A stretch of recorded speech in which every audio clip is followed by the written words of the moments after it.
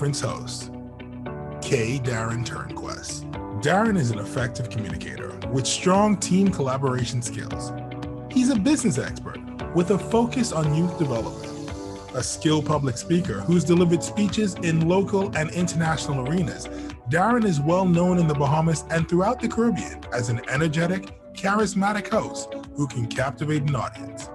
Darren is employed at BTC as Senior Manager of Direct Sales, Sales Effectiveness, and Fixed Products. Darren is up. Good morning, ladies and gentlemen, and welcome to another exciting morning here at the InKnowVation Conference Series 2020. Amazing real-world business solutions brought to you by BTC, Cable and Wireless Business, and Flow Business. Last week was both educational and inspiring, and today will be sensational. We are pleased to feature our colleagues from Barbados to highlight the exciting small business initiatives in country. We will speak with Jensen Sylvester, Country Manager for Flow Barbados and Head of B2B for the South Caribbean, and Vanessa Chung, Service and Market Manager for UTS and Small Business CVP Lead for the South Caribbean. We will also feature small business owner Mervel Lynch of Mervel Lynch Production Incorporated in Barbados. We are super excited to have international business professional Robert Morgan, owner of Test Production Company. This is the company that is responsible for many of the huge event setups that we see in the United States, such as Ultra Miami and the Rolling Loud events. We also have international acting coach, Ms. Tracy Moore, who has coached many stars that we've seen on screen today. Tracy also has her own radio show on iHeartRadio. This year, we are very pleased to join forces with our counterparts in Barbados and Trinidad, which is very exciting for us. If you're excited to join us today, drop a comment, a heart, and let us know that you're here with us. Once again, I'm your host, K. Darren Turnquest, and thank you for keeping my company for the entire day. And now, ladies and gentlemen, we have our welcome from Andre Knowles, Director of B2B for BTC. Good morning, and welcome to our second annual Innovation Conference. October is celebrated as our Small Business Month, so a special hello to our small business community. It is indeed a pleasure to be here with you today. I'm Andre Knowles, Director of B2B Operations at BTC. I think we'll all agree when I say 2020 has been quite an interesting year, to say the least. We've all experienced unprecedented disruption on all fronts, and even BTC, as a large organization, has had its fair share. And with every crisis, there is opportunity.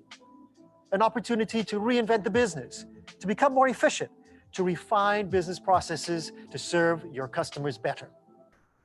In the last 6 months, BTC has accelerated our innovation efforts and gone through a complete transformation, including the introduction of a new work-from-home model, virtual stores with curbside and concierge services, and a full overhaul of our bill payment platform, making it easier for our customers to pay their bills online. And there is more to come.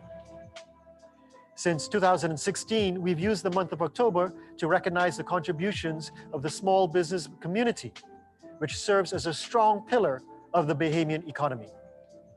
Currently, BTC proudly serves over 8,000 small businesses throughout the entire length and breadth of the Commonwealth of the Bahamas.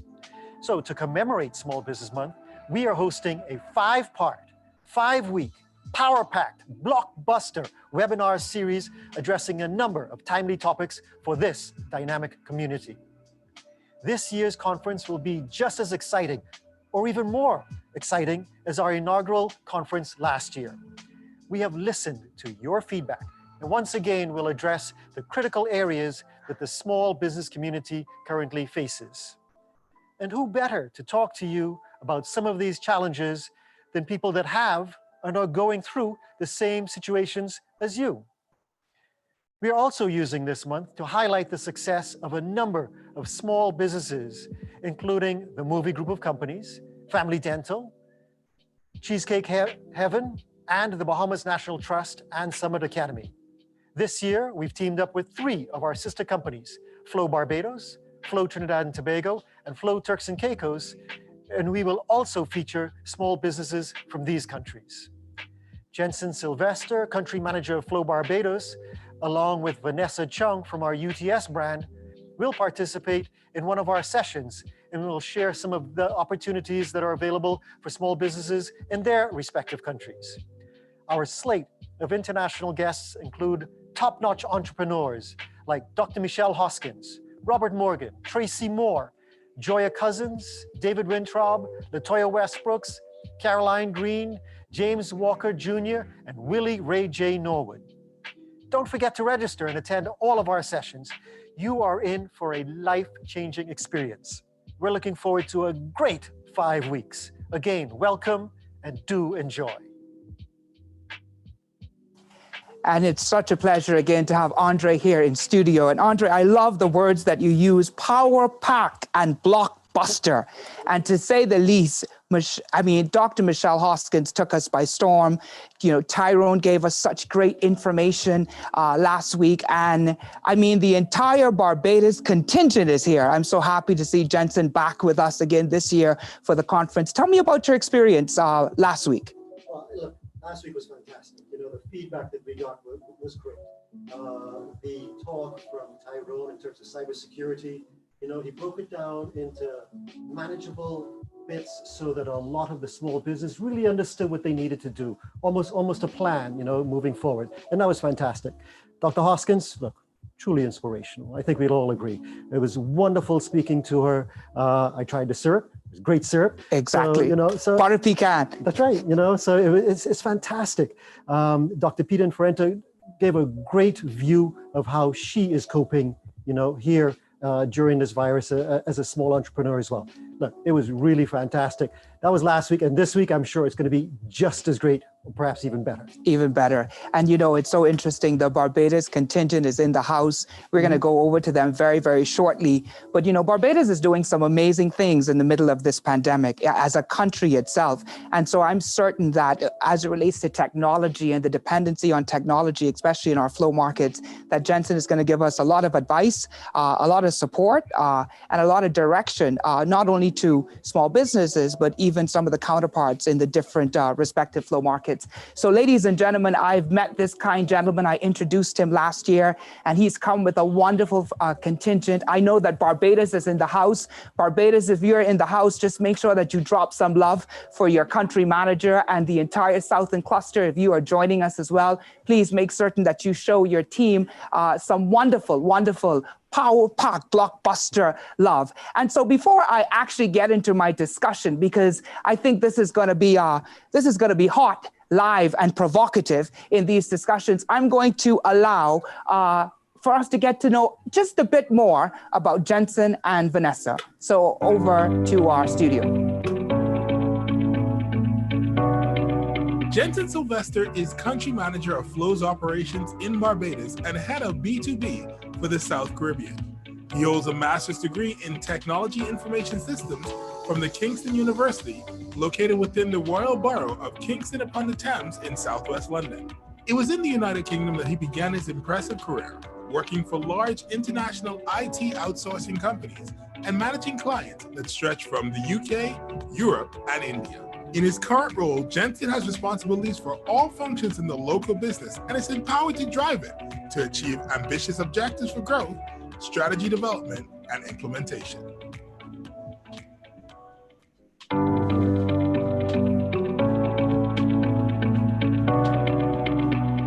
Vanessa Chung, Service and Market Manager, UTS. Vanessa Chung is a Service and Market Manager with a focus on fixed service for the UTS brand, and is a part of the B2B department in the Dutch Caribbean. Currently, Vanessa assists the Southern Cluster as the Small Business CVP lead, working alongside the teams in Trinidad and Tobago and Barbados. Vanessa has been working for 2 years in the telecommunications industry. Prior to this, she started in information and communication technology, working at a Tier 3 data center in Caraco for 4 years, operating on various islands within the Dutch Caribbean. Vanessa is fluent in English, Dutch, Spanish, and her native Papiamentu, and enjoys working with cross-cultural teams, enforcing the motto, better together, each and every day. Vanessa, Jensen, welcome, welcome, welcome, welcome. Wow. Can you guys hear me? I sure can. I sure can. Welcome back to the Innovation Conference, Vanessa. We're happy to have you this year at the conference. Jensen, I'm going to start with you. What is it like to be back? I mean, it's virtually, but you came back and you brought the entire Barbados with you. You know, I had such a great time last year, right? It was such a phenomenal experience there in Bahamas. My brothers and sisters there in Bahamas, very warm, welcoming. And so when I was asked to do this again, I said, sure. If I could be there personally, even through COVID, I would have. But nonetheless, virtually is just as good. So I'm just so happy to be here. And it's so good to see you again, my friend. It's been such a long time. And you not only did you bring a contingent, but you brought one of your happy customers as well. And I know that we have Mr. Lynch that's going to join us very, very soon. And we're going to have an introductory video that's going to tell us a bit more about him and what he's been doing in the midst of, being a small business and working in Barbados. But how is this conference important for many of your small business customers that you have in Barbados and the Southern Cluster? I mean, having had the experience last year of being a part of the conference, being a fantastic presenter, another presenter this year, but now you are able to take this conference out to your customers and to the greater portion of Barbados. Our whole strategy has been to think about our small and medium-sized business customers for what they truly are, which is the engine of our economies throughout the Caribbean. When we look at our customer base, SMBs make up the lion's share of our customer base. And so, this is really an important forum for us to be able to communicate, share, and help our SMBs who are so critical to our economies move forward. And especially now in COVID times, it's so important to make sure that we are delivering the support that our SMBs need. And we do that in a number of ways, which we will go into shortly. Okay. So I did some research. And last year, I think you said 91% of the Bahamian businesses are small businesses, and 96% of the businesses in Barbados are small businesses. And when we think about this within the diaspora, within our region, why do you think small businesses are so essential to our economy and to our countries? Well, when you look at those numbers, right, not just in terms of the numbers of businesses in our respective islands, but contribution to GDP from our small businesses is significant, huge. It's so important for us. Big businesses obviously are important, but SMBs really drive the growth in our economies. They're a major employer for our populations, and it's so critical. And I think, in many instances, SMBs have not been given the love and support that they deserve in driving our economies in the Caribbean. Look, our economies are small, relatively small. And so every single business that's out there, makes a difference. They employ people, families, and they help to drive just economic activity in our regions. And so that's why for us, we see it's so critical that we help focus and support what they're doing. Entrepreneurship, barbers, restaurants, salons, you name it, they're out there. They're working hard every day to keep our economy going. And so it's so important that we make sure that we focus on that. Well, it's evident that the South Cluster and Barbados has the right advocate at the helm to advocate for small businesses. Something else that I've been doing some research on. In the midst of that, you would have had a discussion about the idea of small businesses taking up residential products, but those products not really being ideal for small business customers. And you've launched a small business initiative most recently, I think, in Barbados, and it talked about, or the focus of it was on connectivity, customization, and the customer experience. How has this initiative impacted small businesses in the community of Barbados? Yeah, I mean, it's such an important point. So our approach to all of our products and services is customer first. We have this term that we use, customer value proposition. And really what we're doing is we're saying, what value do our customers need from our services? And we're really taking a customer-centric approach, customer first. I think historically in telecommunications, we've really been focused on bits and bytes and specs and megs, et cetera. And we haven't really thought about, okay, what do our customers truly want? And so, we really took a very deep look at our customers. We did a number of focus groups. We spoke to our SMBs. And what we found is that most of our SMBs were actually taking residential packages, or they were taking packages from, that were built for large customers, large businesses, and sort of trying to make them fit. And so we realized very clearly that clearly isn't the way forward.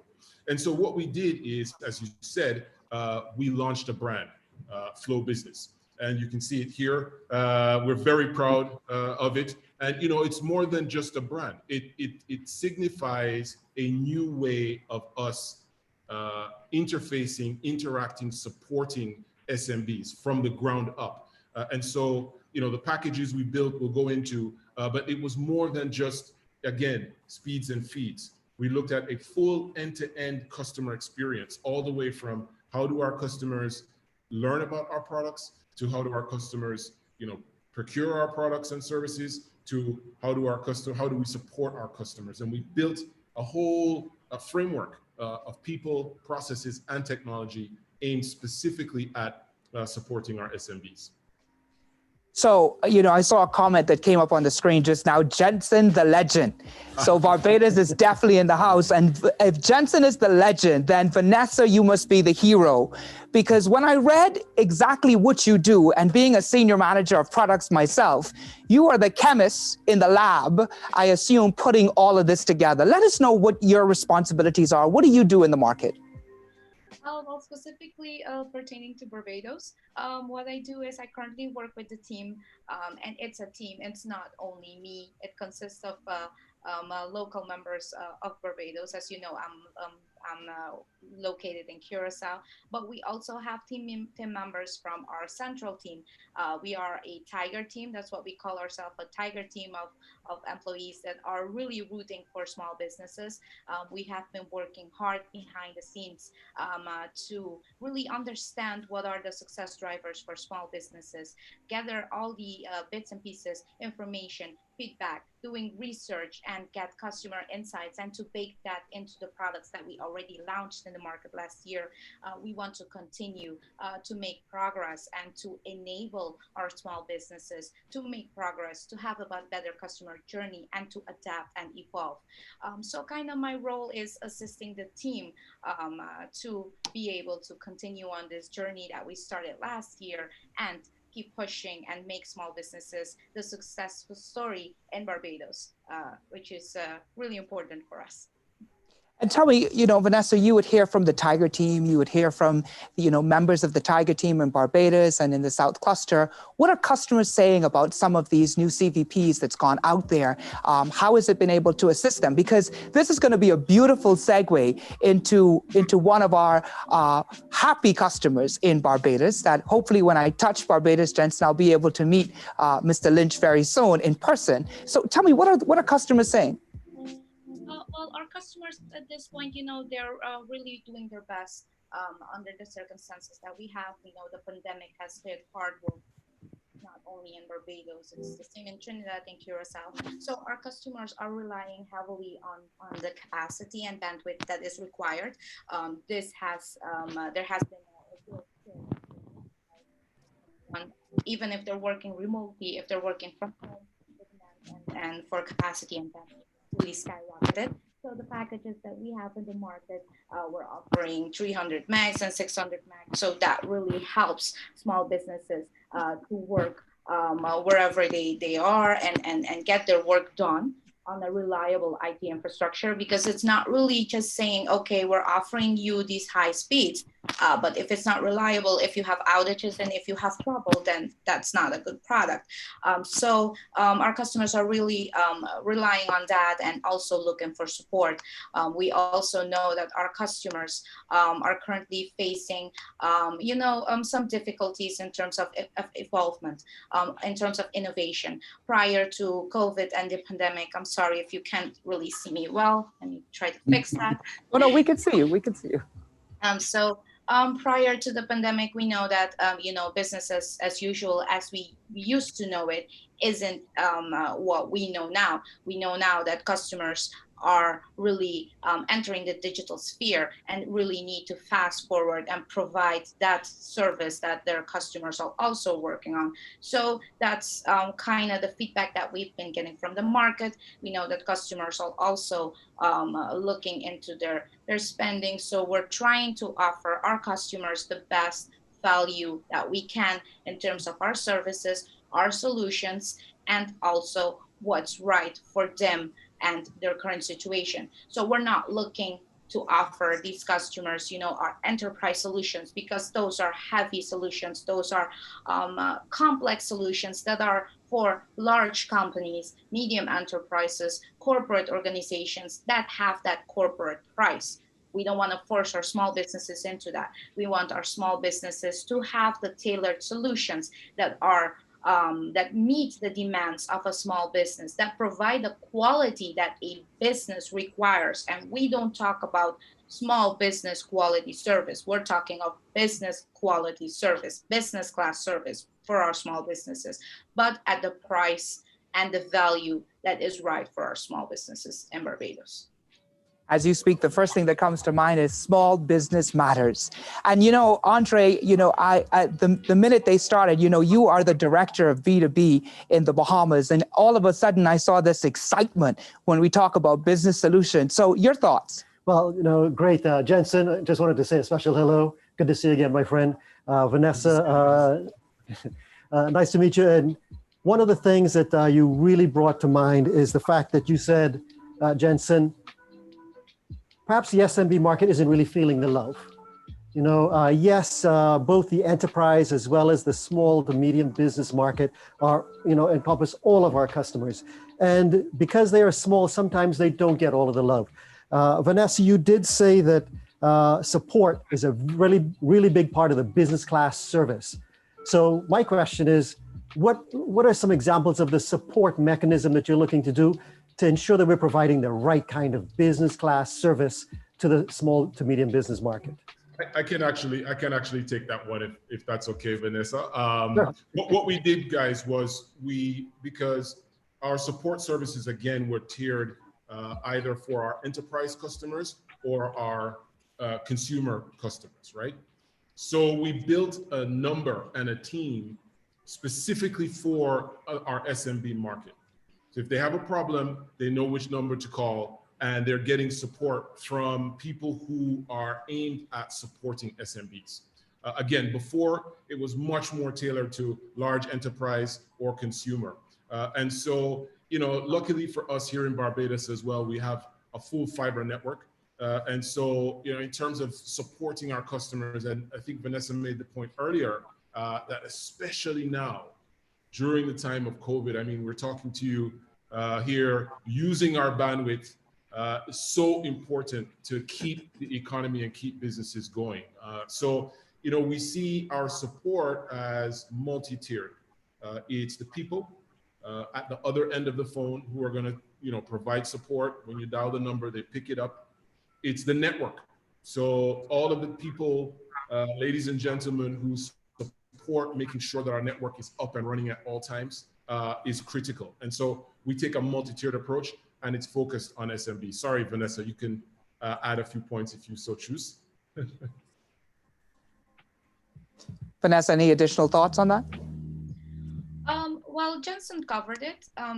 So just in a nutshell, as a closing, what we want in terms of support, we want all businesses to feel the importance and the love, and specifically since in the past couple of years, we did not show that love to small businesses. Now we're really doing our best and our utmost to show this love and in terms of support. So when a small business calls any of our contact center in that specific number, they'll get a business class agent. They'll be treated like a business with the matters and pertaining to the support that a business requires. So that's the only highlight. Jansen covered it perfectly.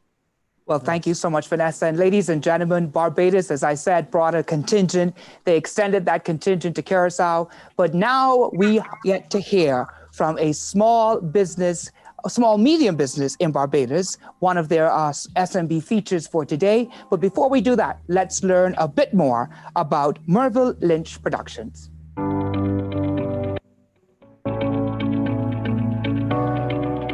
Mervel Lynch Productions Incorporated. Over a 22-year period, Mervel Lynch worked his way through the ranks of the Caribbean Broadcasting Corporation in Barbados, culminating with his role as senior producer/director, a role that he retained for 12 years before leaving the company in 2000. He went on to establish his own television and video production company. On March 1st, 2000, Mervel Lynch Productions Incorporated officially commenced operations, producing major events for many years, including the Caribbean Song Festival production, Crop Over, major concerts, and regional events. I actually was involved in this business now for over 35 years. I started at the age of 17 working at the local broadcasting corporation in Barbados, CBC, and I was there for 15 years. But then I decided that I needed to move on, so I left there and started my own business. When I started this company over 25 years ago, I thought I would make it as diverse as possible. Not only are we a production company, we are also a rental company. Therefore, we do productions such as commercials, documentaries, movies, outside broadcasts, promos, but we are also a rental company. Therefore, we rent from television sets, all audio equipment, projectors and screens, LED screens, lighting, whatever you need for a production can be obtained from Mervel Lynch Productions. The major difficulty in starting a small business is finance. And after you have obtained your finance and started your business, then collecting your revenue. I think collecting revenue from your clients is the major problem with a small business. COVID-19 not only affected my business, but many businesses in Barbados. Because of the social distancing, many events were postponed or canceled. Therefore, the rental side of my business was greatly impacted. I then had to turn my attention to the production side of the business, therefore producing more commercials, more documentaries, and promos for COVID. Mr. Lynch, how are you? I'm fine, thank you. That's good. Welcome to the beautiful shores of the Bahamas virtually. And hopefully soon, maybe in a couple months, we'll be on the beautiful shores of Barbados. So you have a very colorful career in broadcasting, in production, in the whole 9 yards. And everything that you've done, like you said, really was dependent on large events. And I'll tell you, while I'm excited to go and visit Flow over in Barbados, when I heard about your involvement in Crop Over, I started to do a couple 1-2 steps and a couple shakes. It was a mixture between soca and Jonkanu. But nonetheless, you have had to do an amazing pivot in this current pandemic. Tell us about that experience. Thank you. Before I get into that experience, let me first tell you that I've been to the Bahamas a couple of times. Extremely lovely place. I actually was there the last time to do a couple of features for the Travel Channel. And I spent 2 weeks there. I totally enjoyed myself. I also want to congratulate Flow Business as well. Or Flow for their Flow business. Previously, they were offering small businesses a very small package, very small bandwidth, but with their Flow business, they have improved that and increased it. And in this time of the pandemic, we definitely need that bandwidth. And I want to thank them, Jensen. Thank you so very much. I actually did the feature for you for that promo as well. I remember. It was great working with you, and the speed is working tremendously well. I think you all have done a fantastic job. Just keep it up. Perfect. I'll tell you, that those fiber speeds are absolutely amazing. I know I've been on some sets with production crews who are trying to upload or download something before the show actually starts, and it's like, can we use your cell phone versus using the broadband that's in a particular place? So in the midst of this pandemic, you've used the virtual platforms, I assume now. And how important has technology been for you and reliable connectivity been for you in place of this whole virtual program that you're running? Well, I've been in this business for so long, and this technology sometimes could be above my head. I think we need young people in this business to deal with the technology, and technology is changing every single day. I'm using systems now that I've never thought of used before, systems I've now learning to use. Every meeting is either on Zoom, on Google, on Teams. And Teams. I think my son, who is much younger than I am, and he was quite young, knows how to operate Zoom much better than I do. I have a granddaughter who operates Zoom, believe it or not. She is 9 years old and she is at school using definitely flow bandwidth. So we had to adapt. Before I would have taken a whole lot of equipment out, set up like 12 cameras, a whole OB system. Now we are going with one small little laptop and a camera. And that could do exactly what the whole big equipment was doing before. So things have changed because of the pandemic, and we all have to adapt and learn to use those systems. One question I have for you. You walked out of a broadcasting corporation and took a leap of faith of starting your own business. What was that experience like for you? And there might be some entrepreneurs who are, I see you smile very quickly. It was a scary experience, I assume.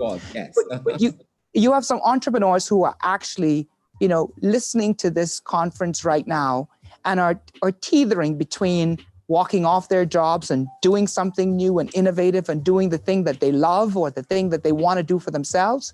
What type of advice can you give them? And can you share what that experience was like for you when you decided to cut the ties and to really, create something for yourself? When I was at CBC, which is the only television station in Barbados, I was the senior producer director. So I was doing all of their outside broadcasts, and I was also doing all of the commercials. So I had a great relationship with some local clients. And then a great friend of mine started to use a digital system.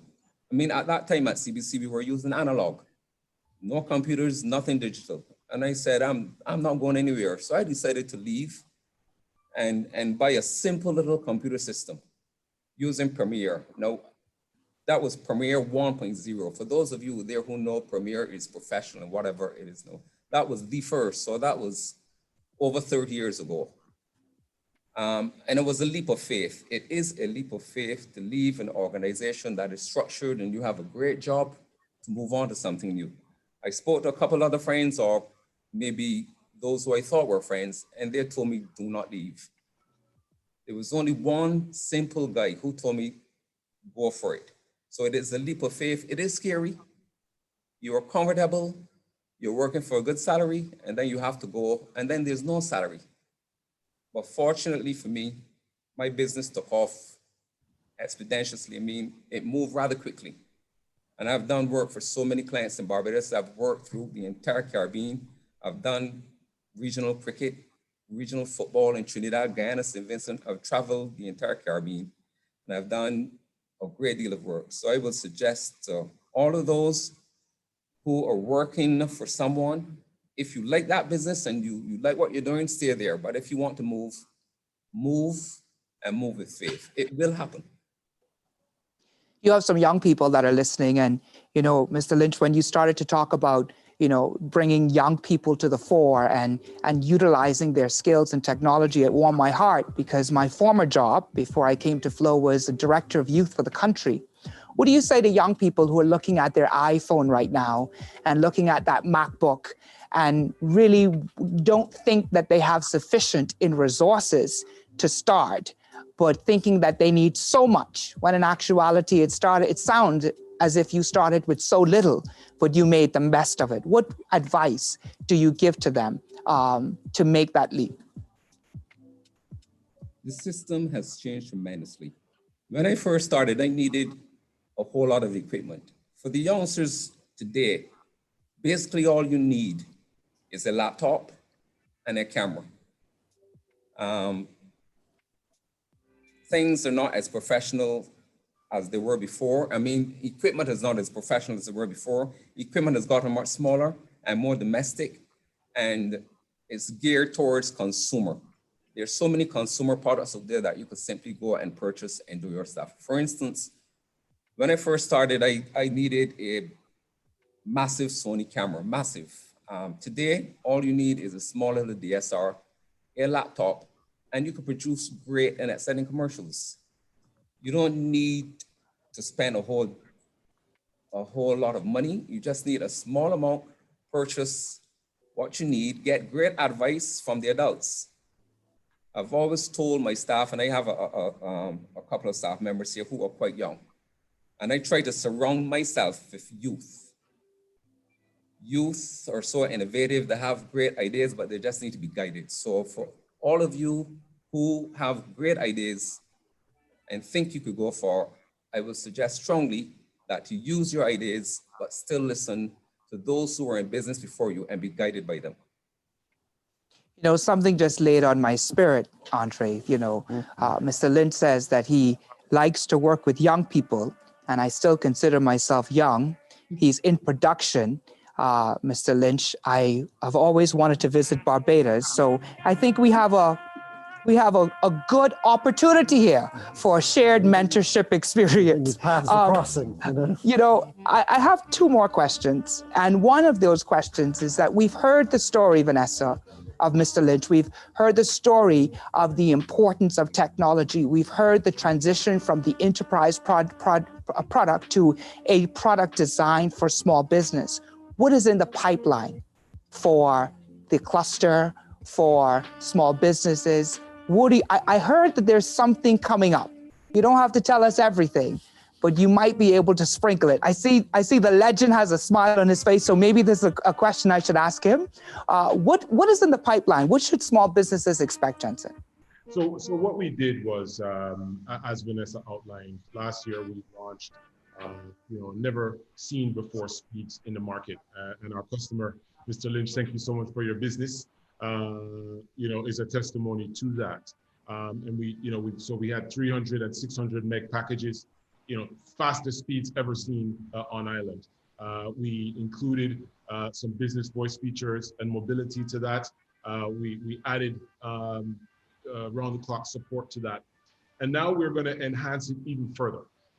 Again, I can't go into too much detail other than to say we are going to be making sure that our SMBs have access to services that can help them grow virtually through this pandemic. I'll stop there. But it's really a testimony to our ongoing development of our customer value proposition in listening to what our customers want and bringing those services to the table for them. And so look out very shortly. We'll be able to speak in a lot more detail about that. Vanessa, any words from you? Well, all I can say is, we've been working really hard behind the scenes. We take every chance that we get for feedback that we get from our customers, from the market. We conducted a survey to understand how our small businesses were going through lockdown, and we have a valuable insight that we are working on. So what we're doing is we're taking that feedback and we're trying to transform that into these solutions that our customers are needing at this point in time. So without giving much away, I want to leave you with the knowledge that we're working in the back seat. We're working to bring more value to our small businesses, and soon we'll be able to say more and go out with a splash. Well, Mr. Lynch, you have really summed up the impact that Flow Barbados has had on your company. And I think definitely what the entire Southern cluster has experienced based on the hero and the legend. Ladies and gentlemen, if you're in Barbados, you recognize that I might have just let a little bit of the cat out the bag, but something absolutely phenomenal is on its way. And so if you have not gone and checked them out, you should do so today and make certain that you are first in line to get your SMB to the point where it is able to, compete with any other technology anywhere around the world. Thank you so much, colleagues, and please give our regards to everybody in your respective countries, because we know that we want them to be here again with us next week as we have some new and exciting guests coming through. Thank you very much. Thank you. Thank you so much for having us. Thank you. Ladies and gentlemen, now, Andre, we've heard from our colleagues in Barbados. We've heard from Vanessa in Curacao. Can you tell us, what should businesses be expecting as it relates to the new move and the new wave of technology and the support that we wish to give them? Thanks, Darren. Well, Mr. Lynch made a very good point. Technology is crucial to the performance of your business. For you to set yourself apart, for you to get that competitive edge, you really need to take full control of technology. One of the other great points that I thought that Mr. Lynch made was, especially for entrepreneurs and the younger generation, is mentorship. Really need to liaise and make sure you have good people as well that you could look up to on a personal level to guide you in your business. Something that a lot of our small businesses don't really have. They just want to, gung-ho and go for it. But there are a host of people that have a wealth of experience that are certainly very, very inclined to give you assistance as you try to become more successful in your business. So from the technology perspective, look, you got to be creative, got to be innovative using technology. One thing that hit home to me is the importance of listening to the customer and really recognizing that, the thoughts and concerns of the small business matters, and that there has to be something that's designed ideally for them in terms of speeds, but also in terms of price points. Sometimes we believe that bigger is always better, but when you look at the numbers, you have 91 in the Bahamas and 96, I think it is, in Barbados of the businesses are small and medium-sized businesses. And so when you think about that, they are the majority, and being the majority, they need to have the type of attention that they so rightfully deserve. Ladies and gentlemen, it has been a wonderful segment with our fantastic guests from Barbados and the South Cluster of Flow, but we'll be right back after this commercial break. Enjoy all the extra perks of BTC's new business mobile plans. Every new line added includes a free new smartphone packed with unlimited local calls, international and roaming minutes, plus local and roaming data to stay connected to your business. Sign up and switch now for as low as $49.99 per month and get handset discounts for life. Have your team do more and work smarter on the best 4G LTE network with BTC's new business mobile plans. Conditions apply.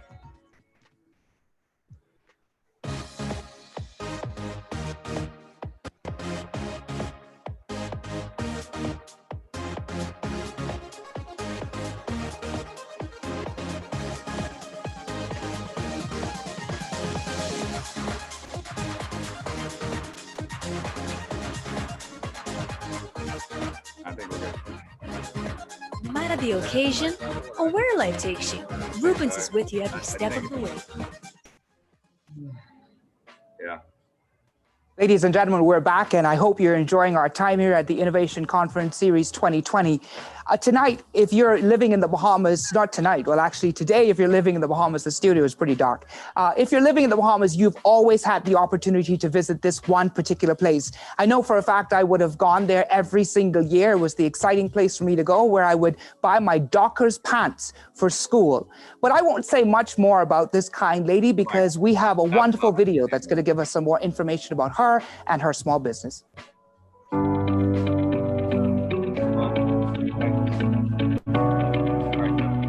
Kellyanne Smith Hubbard Rubens Market. Rubens is a well-established clothing store that's been in business for the past 91 years.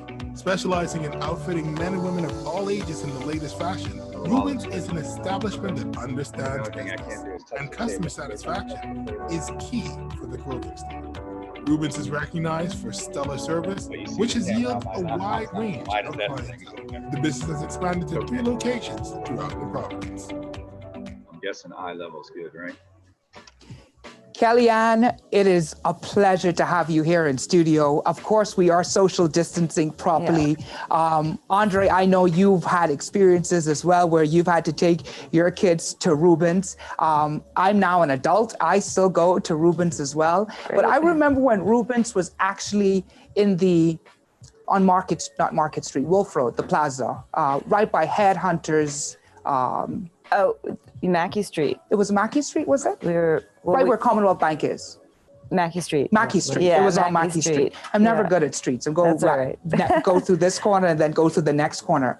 But this has been an exciting time. Tell me about the start of Rubens. Tell me about your experience as an entrepreneur and how this all began. Because I can tell you, professionalism. You talk about going to the United States of America and seeing the way product is laid out. Mm-hmm. I go in Rubens and I have that same exact experience. The branding, everything is in place. So tell us a little bit about how this started and about your experience. Okay. Well, thank you for having me here. It's wonderful to be here with you, and thank you to BTC. Rubens has been around a long time. We've started in the Bahamas, in Nassau, in 1929. We're 91 years old this year. And next year, hopefully, we make it to 92 years.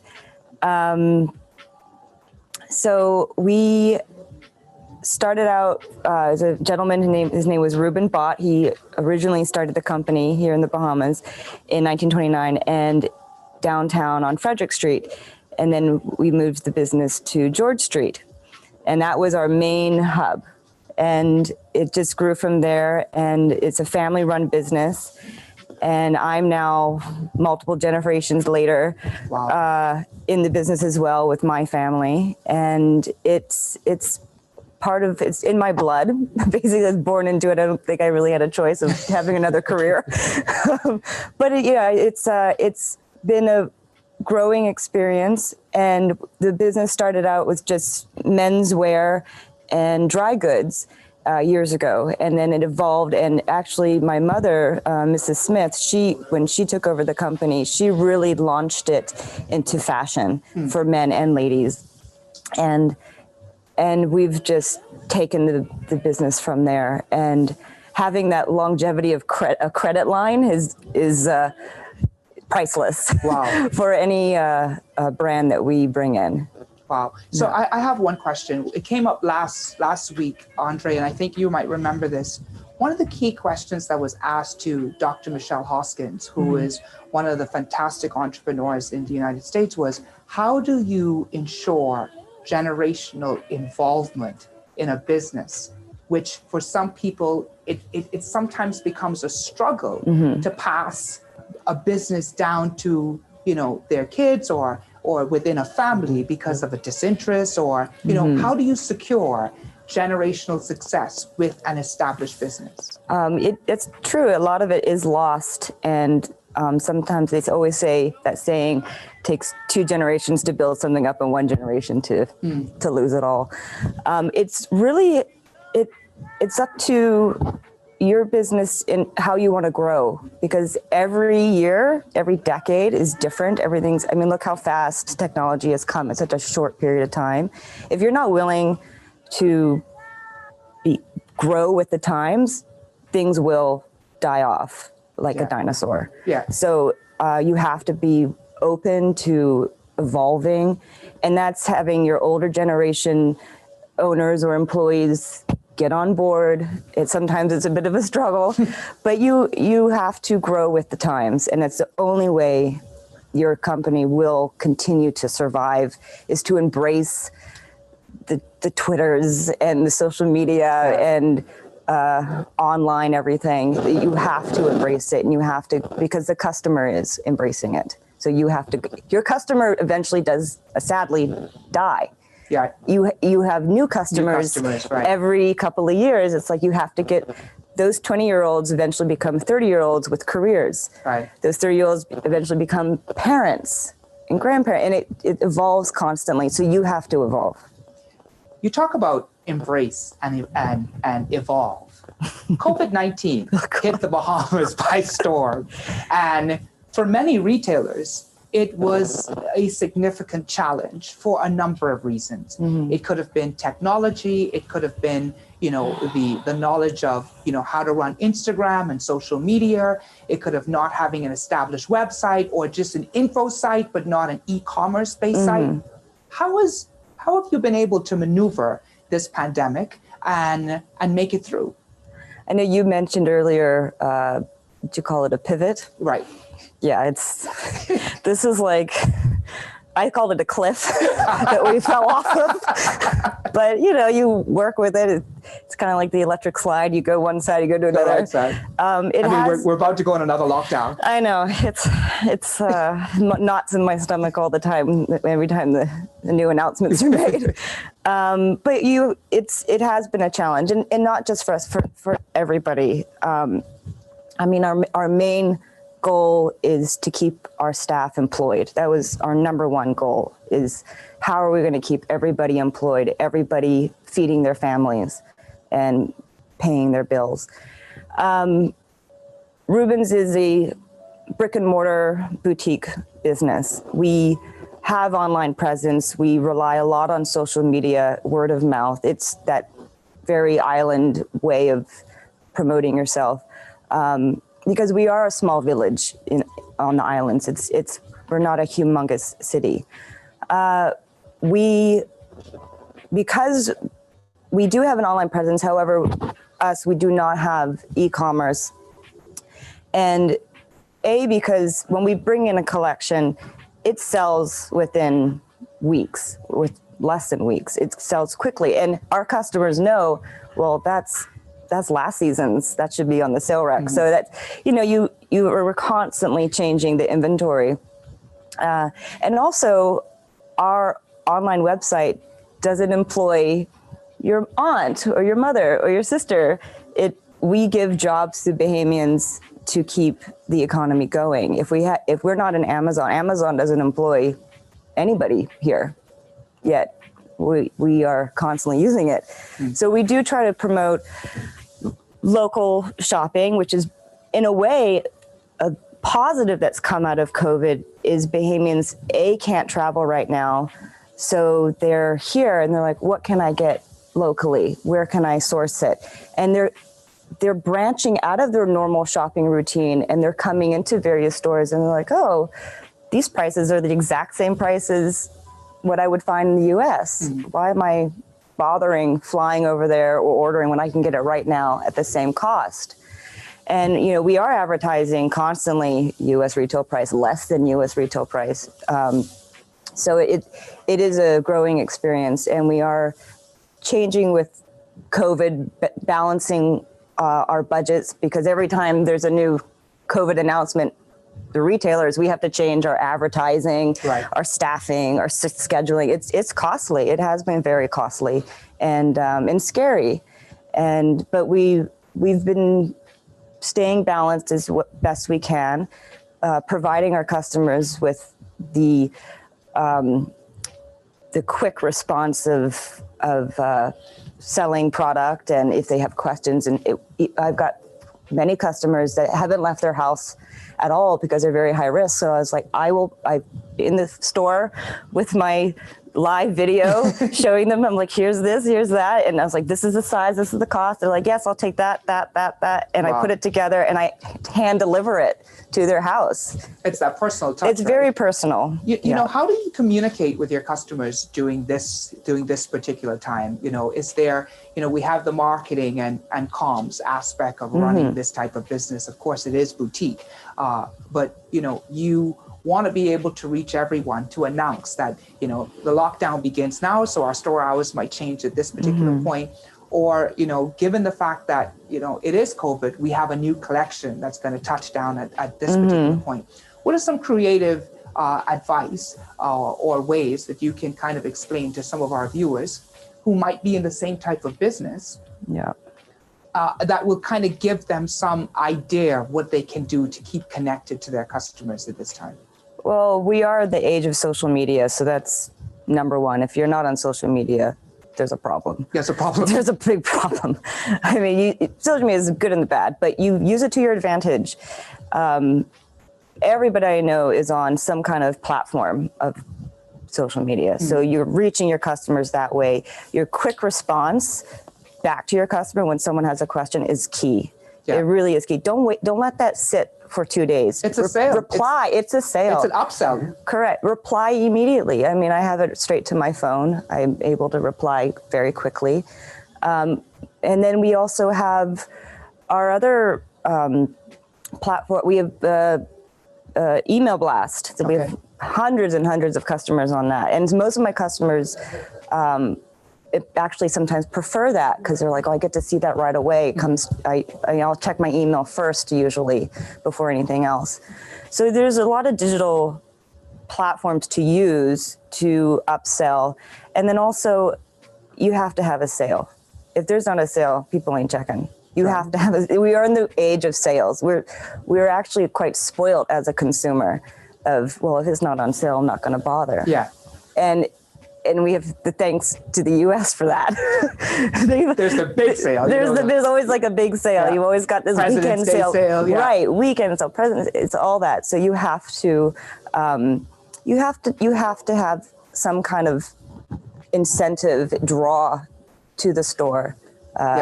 You know, to get the customer inside. To get the customers going. Because they'll walk inside not thinking, oh, I'll check the sale rack, but they'll pass all your beautiful new collections and be like, oh, that's nice too. You know, I'm guilty of that, but Andre, your thoughts? Yeah, sure. Well, you know, one of the first things is really pleased to hear that you did not let anybody go.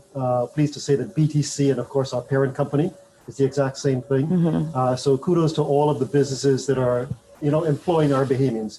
And you mentioned another great thing. This pandemic has resulted in almost a shop at home because you don't have a choice. You know, and I think it's refreshing that a lot of the consumers are actually realizing, look, there are great deals here. Mm-hmm. You know, the fact is that I think Jensen said it, small business is the engine of our economy.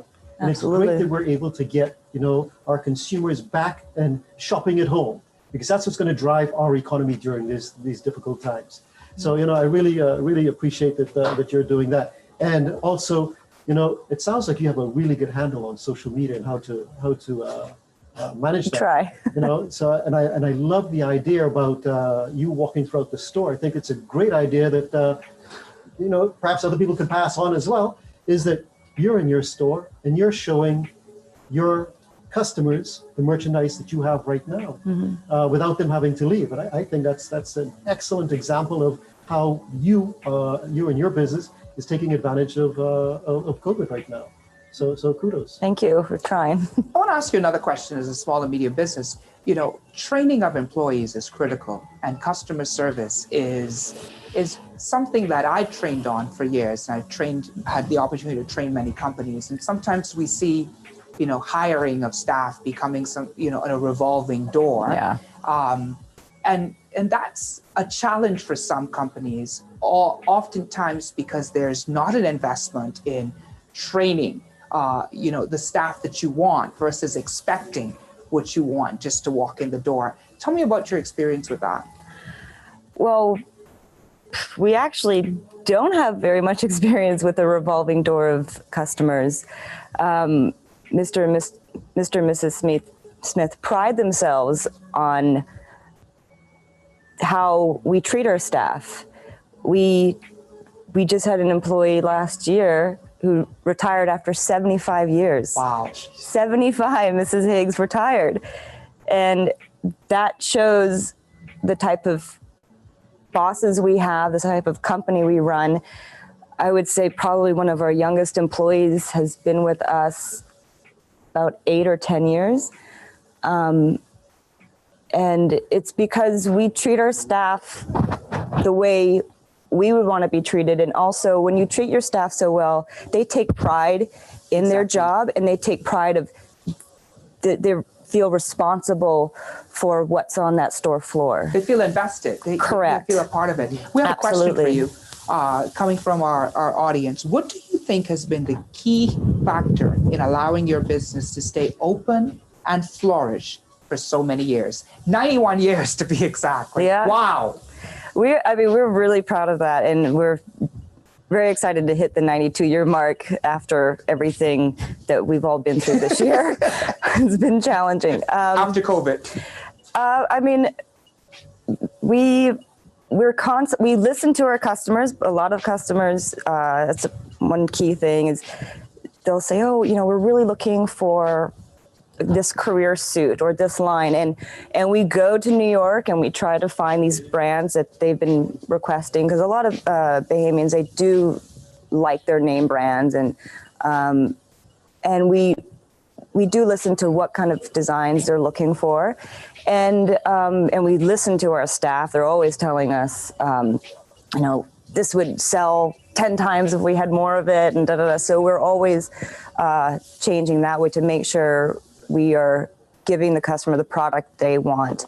And also flourishing in a way of, we are our little community in our business. It's just us and our girls on the floor, and they run the company, our staff. If it wasn't for them, even something so small can mean so much to somebody. Say 1 month your sales are up 10%, which would be awesome. You're up. Instead of you taking the credit for that, it's not you, it's your staff. Okay, everyone gets $100 each that weekend, a little extra. It goes such a long way. Even, Mrs. Smith, even for Valentine's, all the staff get flowers, every single one. Easter, they all get hot cross buns. Christmas, they all get a bonus plus a gift from Mrs. Smith. Yeah.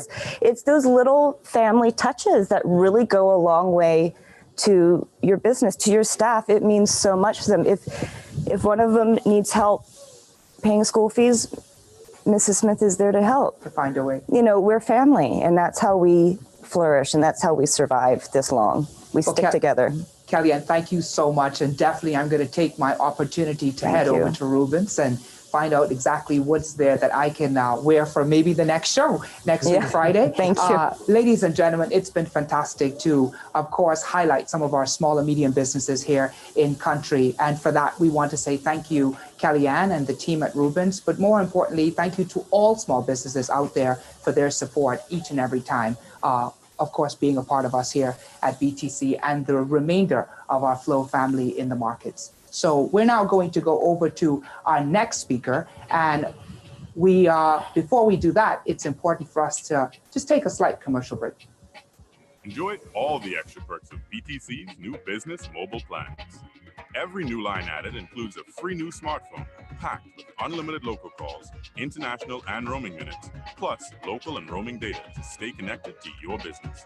Sign up and switch now for as low as $49.99 per month and get handset discounts for life. Have your team do more and work smarter on the best 4G LTE network with BTC's new business mobile plans. Conditions apply. Enjoy all the extra perks of BTC's new business mobile plans. Every new line added includes a free new smartphone packed with unlimited local calls, international and roaming minutes, plus local and roaming data to stay connected to your business. Sign up and switch now for as low as $49.99 per month and get handset discounts for life. Have your team do more and work smarter on the best 4G LTE network with BTC's new business mobile plans. Conditions apply.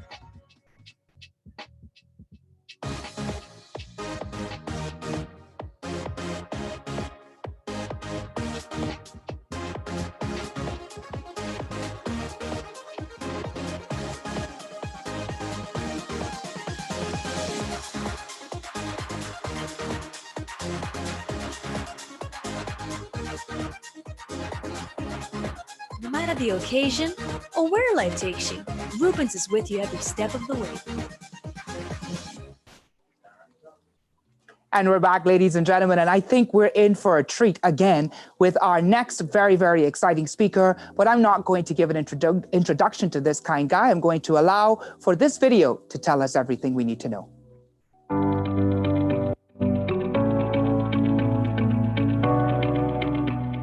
International speaker, Robert Morgan, owner of Test Production Company. Topic, sustaining your business during COVID, thinking outside the box. Robert Morgan is the owner of Test Full Service Production Company, servicing luxury hotels, convention centers, private venues, in-house AV companies, and production companies in South Florida. The company also coordinates production for local and international events outside of the United States. Their clientele include Fortune 500 corporate conferences, industrial trade shows, live concerts, special events, major art shows, fashion shows, high-profile weddings, and product launches. Tess is known for creating the huge setup for the popular Ultra Miami and Rolling Loud events. Ladies and gentlemen, I think our video presentation has told us everything we need to know about Mr. Morgan. And now we have Mr. Morgan in studio joining us virtually. Rob, how are you? Hey, good morning. How are you? I'm doing fantastic. Good morning. So what we're going to do is just give you a couple minutes to speak on the topic that you've been provided. And then I have just a series of questions that I'm going to ask you. And I'm certain that we're going to have some questions from our audience that is going to be able to give them some better insight on how you've been able to achieve all the great success that you've achieved so far. I think with everything going on today, a big part of our decisions were to pivot, and we've opened up a virtual live streaming studio setup here in Florida.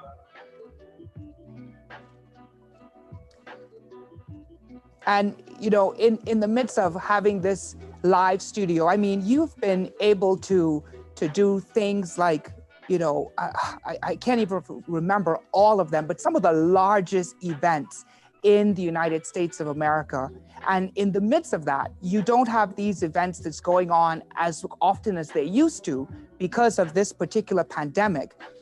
And you made this big jump. Tell me about the experience of looking at COVID, locking down everything, and watching your business and trying to make the determination of what is next for me. That was a major decision we had to make in March of this year when everything was shutting down and our live event business and entertainment totally went flat. The group and the team gathered here to decide what do we do to sustain and stay current and relevant. We have a lot of families and a lot of production people involved in the industry. A lot of people don't realize that we're the shadows behind the scenes that make all big events happen, right?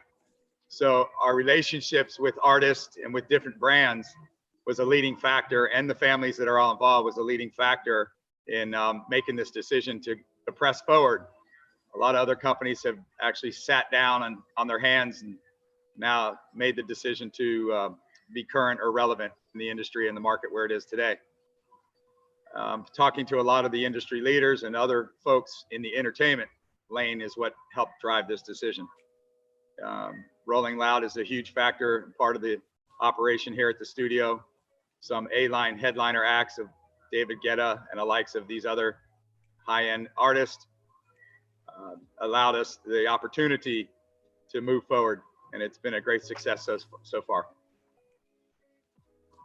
So tell me, you know, you've done some of these major events. What has been one of the events that you've done that you would have been afraid of doing it when you looked at the magnitude of the event, but you pushed through and did it anyway, and as a result of that, you achieve some personal success? Can you give me an example of one of those kind of events? Sure.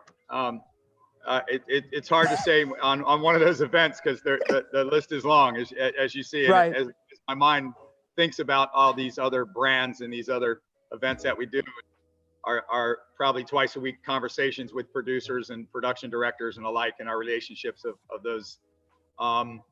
Yeah, Ultra Music Festival is Ultra Music Festival worldwide is a huge brand. It's the largest stop inside of that down in Miami. Rolling Loud, as you see here, the Rolling Loud brand is a huge hip hop brand that's now growing, that we've helped accomplish and get them to the next level. As that show canceled in Miami, it's at the Hard Rock Stadium is where we hold that event. And we also do it in New York, California, and that brand is growing. So as we collaborated with them and talked and said, hey, you know, we got to stay in touch with the brand and with the fans. Here I see you have some clips rolling of what we shot here in studio for them. Mm-hmm. Gaining that, we streamed that on Twitch, which had 2.2 million views a day. We were totally overwhelmed with that expectation of that many viewers, but that goes to show that entertainment business is thriving and starving for something to watch and stay in touch with the artist, you know, which is a big part of our culture. So the satisfaction of seeing those artists that we worked with on these type of events was a great self-satisfaction of making the decision to move forward with the studio. It's amazing, of course, when the artists get to see the lights turn on and the beauty of what do you call the source fours or whatever those devices are called. These guys always make fun of me when I come into a studio because I try to remember the names of every technical item that there is. And typically, you know, Rob, I usually get it wrong, but nonetheless, they can't beat me for trying.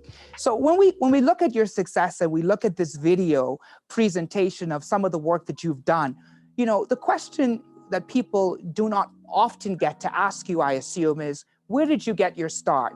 Because sometimes we see the success and we see the explosion of great things, but we don't necessarily see the path that individuals would have taken to get there. So where did this start come from for you? My start many years ago, that's a great question, and how time flies in our lives, right? I started back almost 40 years ago in the industry. I was working big rock and roll touring acts around the world with major headliner acts. A big career in Broadway musicals, very versed in theater, carpentry for a major opera brand, ballet brand. So my theater background, my live touring opportunities that were available to me when I was growing up kind of led me down this path. Great mentorship. And the mentors in the business that took me under their wing just said, hey, just pay it forward that day when it comes about. And with that said, 40 years in the industry now, I've got probably about 12 or 15 great mentorship programs going on with other guys working around the country. And Birdie has told me that, you know, as it relates to mentorship, you've been able to do some work here in the Bahamas as well and provide some support in the Bahamas and mentorship. Tell me a little bit about what that's been like and your time here in the Bahamas as well. Great. Now I was going to lead into that, which that mentorship has led into my relationship with Mr. Burton Wallace there at MoveI Group, and myself. We met about 2 or 3 years ago and have this working relationship and collaboration there on island.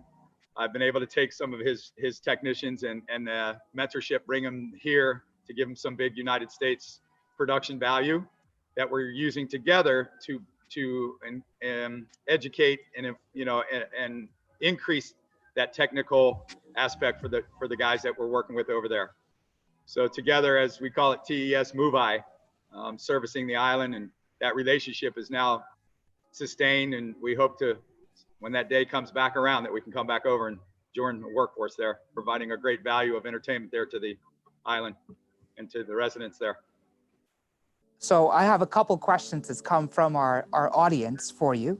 Sure. It says, would you consider putting on a virtual show on the same level as a live show?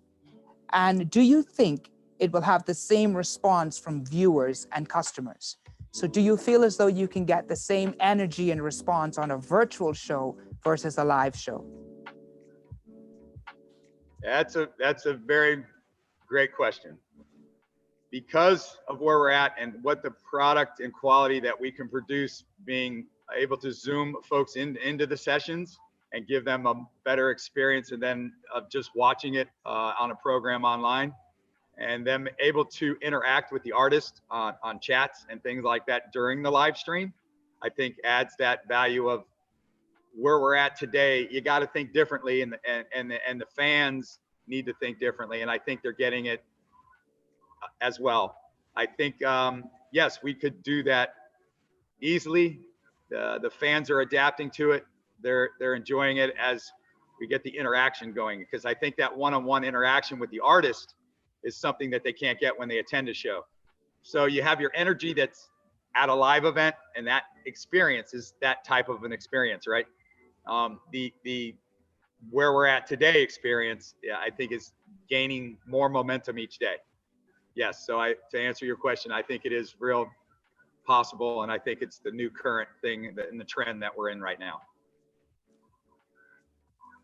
One of the other questions that we have here speaks about reinventing yourself during this COVID pandemic. And I think you touched on it a little bit, but I think in that discussion, you would have stated that you would have moved into a virtual platform.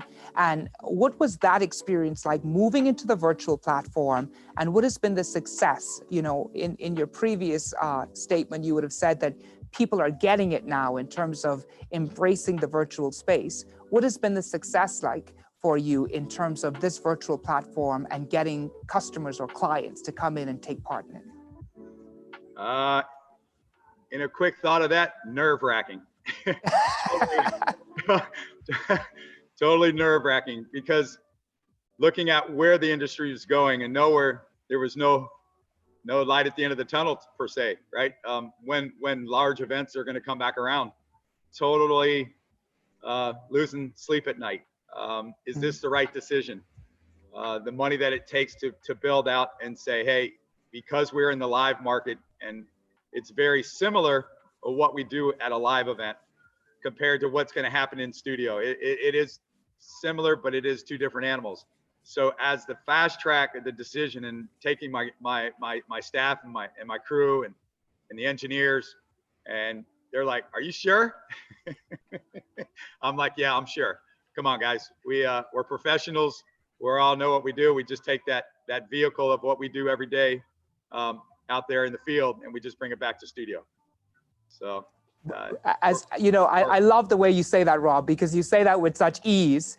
But at the same point, I could hear the anxiety that was probably in the back of your mind saying, I'm so sure, but I'm so unsure at the same time. And that's a major feeling that most entrepreneurs go through, not only when they're pivoting because of a crisis or pivoting because business is not going in the right direction, but and they need to move in another direction, but also when they're making the jump from being an employee to an employer, or to an individual who's simply just self-employed by themselves. What advice do you give our entrepreneurs who are currently listening to you now about the idea of starting their own business, and what steps should they take in order to make this goal a reality? That's a great question as well. For my many years in the industry, I was always working for someone else. And that just gains experience to make the decision of using your talent, using who you've worked for before, to the decision of what business you want to jump off and break out to, right? The company that I started, I think I made this decision 7 years ago after a long term of working in this industry for so long. The opportunity presented itself for me to make that decision. At the time, 7 years ago, everything was great, and that decision was as at ease of where we are today. Not sure, because it's so hard. I find something in the lane that you're really good at, relationships that you have in that industry. The industry and business is relationships. The products and the gear and whatever that market might be that you're driving towards to service, you need to really touch on the fact that when you evaluate that, to make that decision, what are your relationships in that industry, and how fast track and how good you're going to be in that industry, I think is a big decision. So timing is everything. Timing's everything right now. I think if people are the optimists and can see through that half a glass of water, that it is half full, as we say in business. And if you build it, they will come. Be confident in whatever that brand is that you're going to build.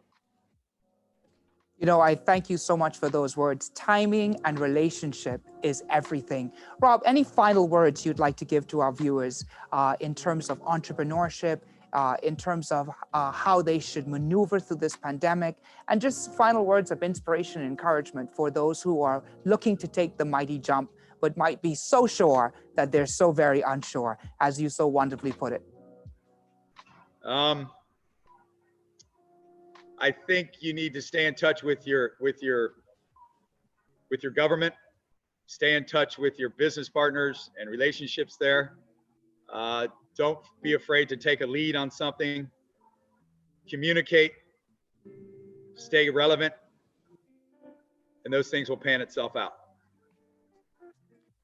Thank you so much, Rob. And I think the one that I'm going to take home is stay relevant. Thank you so much for joining us virtually in the Bahamas. We can't wait till you make it back here. I'm definitely going to tell Burton when you're back on the ground to let me know so that I can meet you in person. And I also want to announce that there is a half-hour session that you've so kindly provided, a mentorship session. So I'm happy to announce that Dominic Gilbert has been the winner of a 30-minute mentorship session with you. And of course, Dominic, we're going to get in contact with you so that we can set that session up.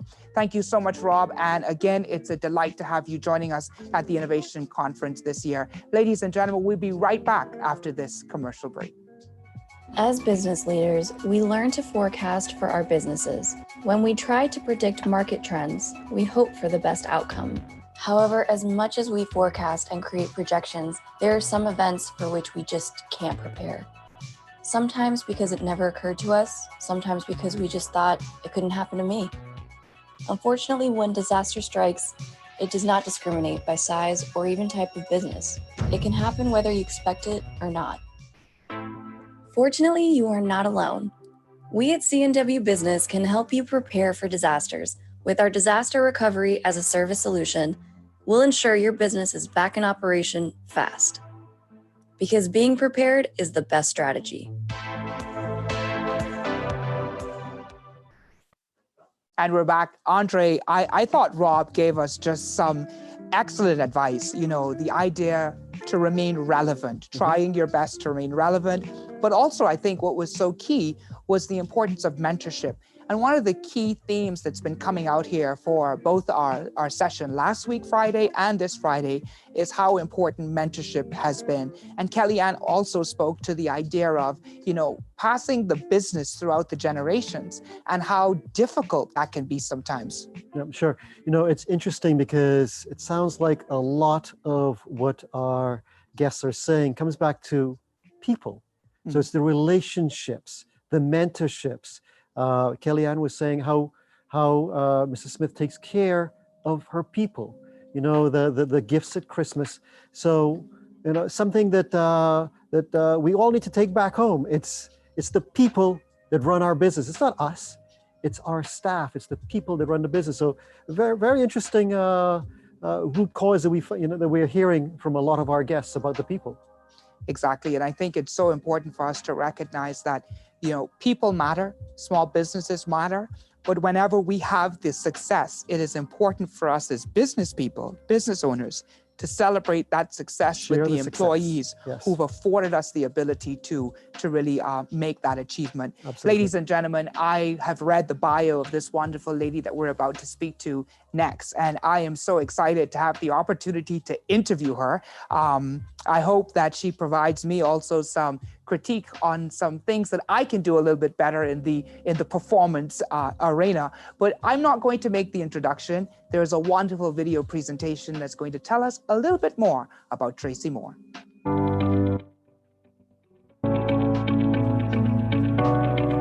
International speaker Tracy Moore, acting coach and director. Topic: how perseverance and innovation fosters successful business. In 1983, Tracy Moore traveled from San Francisco to New York City with $200, a one-way ticket, and a trunk. Her primary focus was to pursue a directing career in Broadway. Since 1983, Tracy has become a renowned casting and movie director for feature films like Miramax award-winning Just Another Girl on the IRT, New Jersey Drive, and A Brother's Kiss. Tracy continues to develop talent at the Spirited Actor Workshop. She also facilitates private coaching sessions with a large range of clients, such as Cardi B, Busta Rhymes, Missy Elliott, Eve, Faith Evans, Lala Anthony, Common, and Ludacris, just to name a few.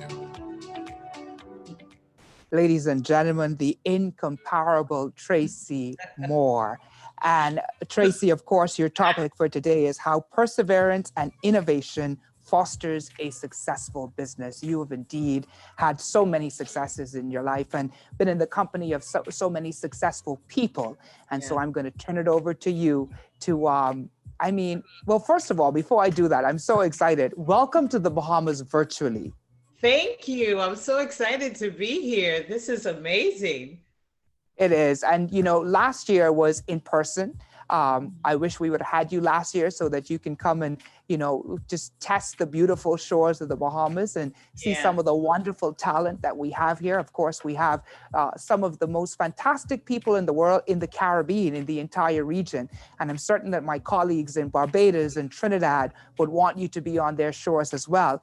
But I'll say, coming to a theater near you in Barbados and Trinidad and Bahamas will be Tracy Moore. So Tracy, I'm going to turn it over to you on your topic, how perseverance and innovation fosters a successful business. Thank you so much. And I just want to say to you that you are very charismatic and you're very engaging to watch and to listen to. So I don't really have any critiques for you. So thank you. Applause to you. I just want to start off by saying that the business that I'm in is not tangible. You can't go to college, graduate, and you're handed a contract for a TV series. It doesn't work like that. The perseverance is the belief in yourself and the belief in your talent.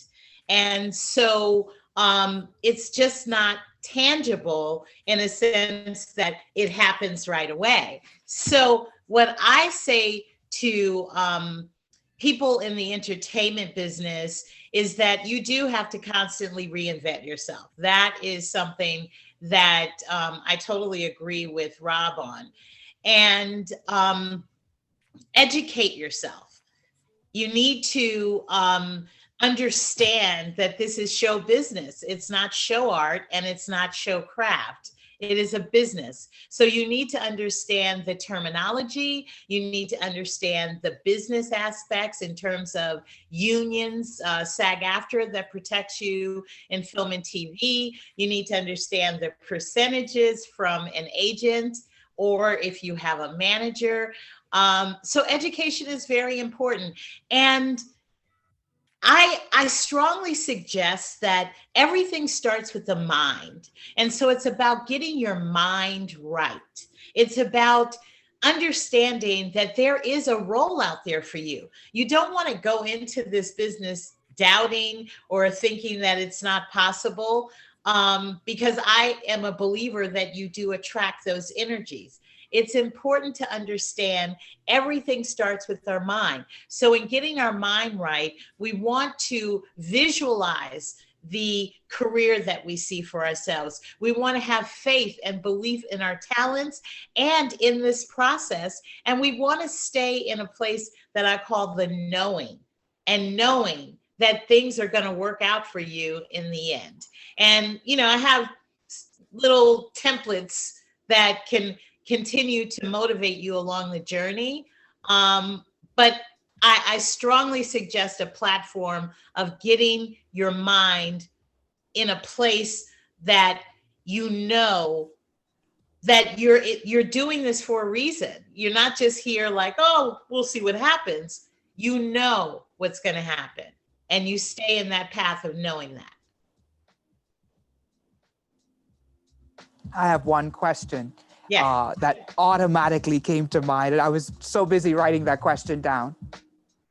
The question is, when we think about this reinventing yourself idea, how do you work with your clients to facilitate the process of reinvention? I'm a psychologist by profession, and I find that the hardest thing for people to do is actually to break the layer of self and to start the recreation. And I just want to get your guidance, because I think there's some people who are in our studio audience right now, or in our virtual studio audience, who might be struggling with that? Okay, that's an excellent question. First of all, with my clients, I work with athletes who are transitioning, musical artists who are transitioning, or hosts. So when we transition into a film or television project, the best way to transition is to be in a role that is they can understand, and it's within their comfort zone, right? So let's take Buster Rhymes as an example. We worked on a film called Shaft. The character Rashim had a lot of similarities with Buster Rhymes himself. And so there was a comfort in Buster approaching the script and the material. And once my clients are secure in that aspect, it's easier for us to transition and broaden ourselves, because we don't want to be just one specific character. So Buster broadened himself by doing the next film, which was Finding Forrester, with Sean Connery, and Gus Van Sant was the director. And it allowed us to really create a character that had some similarities of Buster, but it wasn't Buster. And so there are templates that I have in my training that I work with my clients, and it helps them to have a comfort and also a trust. They have to have a trust in me. And combined, they're able to make that transition, and prayerfully as smoothly as possible.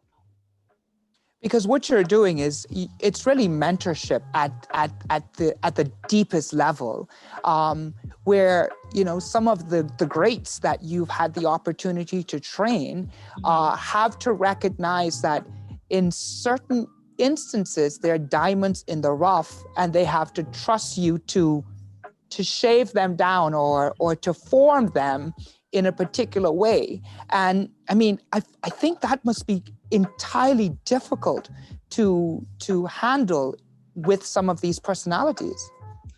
Well, you know, when you speak about these personalities of like, you know, most recently I worked with Cardi B on Hustler. And Cardi is, I mean, she's a global talent. And exactly. So, when I initially meet with my client, it's important that, one, I'm extremely honest with them. And if I can't be honest, it's very challenging for me to move forward, because not every take is going to be great. And somebody has to be the one to walk up and say, we need to make some adjustments, and not be afraid to do that. I respect all of my clients, their businesses, their successes. However, when they bring me on, they also respect my work. And so we form a partnership so that the communication is important, that I'm going to take them through this process as painlessly as possible. And I'm going to help them shine and be the best actor that they can be. There's also the person inside a celebrity, right? So the media and the, you know, you see the Entertainment Tonights, or, you know, the glamorization of our business. I'm really blessed to see the person inside the actor. When all the glamour is shut off, when the glam team is not there, there's no lights, there's no action, it's just us. And so in that process, that's where our trust grows. And that's where a comfort in me, knowing that I have their back and that, you know, I want them to be the best that they can be. So we have two questions, Tracy, from our virtual audience. If I'm a middle-aged person with no acting skills, is it too late to begin my coaching to get a film or a TV career going? Absolutely not. The entertainment business is the only business that you can start at zero, as in a newborn infant, to there's an actress, her name was Irene. She was 98 years old. She played Cher's grandmother in Moonstruck. And so, you know, there's so many examples of actors who start later on in their career. And when I was on a show called New York Undercover in New York, I hired a lot of older actors who were retired, and they wanted to just kind of test the waters. This is something they always wanted to do. And so they tried it. So my suggestion is that whatever age, you get the training. It's really important to have a foundation to stand on, that you're confident and that you have the ability to soar in. So acting classes and training are going to give you that platform.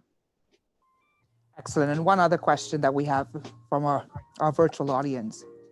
Many other well-known African-American producers in the business have voiced their challenges as it pertains to getting certain doors open because of the color of their skin. Have you faced any of the same challenges? I absolutely faced those challenges. As a casting director in the late 80s, you know, we had specific types, right? You had Black, white, Asian, and other, and it was very specific. However, there were times when I would be auditioning African-American actors and a white director would lean in and say to me, Tracy, can you ask them to be, you know, more ghetto or more urban, you know? And in my experience, most people that asked me that did not understand how they were offending, you know, me as well as the actor in the room, because they're basically asking me to tell them to out-Black themselves. So, you know, or, you know, I've been up against jobs where, and in the sort of mid to late 80s, there wasn't a plethora of people of color who are casting directors today. So, you know, I know that there were jobs that I lost out based on, because there were limitations based on my color before I even interviewed. So there was this sort of subconscious the thread that was going on in these interviews where, you know, my white counterpart can know all actors, right?